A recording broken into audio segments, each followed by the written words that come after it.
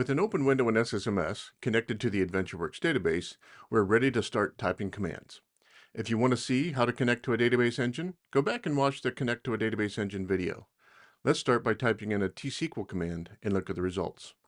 Type in select star from production.product. Click execute to run the query. And a lot of stuff just came up on the screen. Let's take a look at how to read it. In the bottom section, you should see a Results tab and a Messages tab. In Results, we see the results of the query we ran. In the Messages tab, we see the messages that our database engine gave us. We will usually be focused on the Results tab.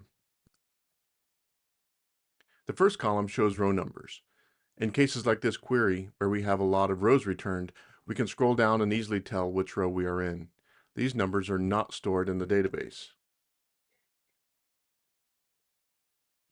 As we look across the top of these results, we see column names. Usually, these will be column names as they exist in the table.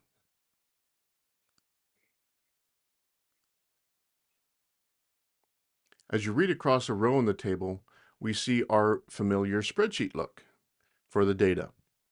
One row in the results corresponds to one row in the table.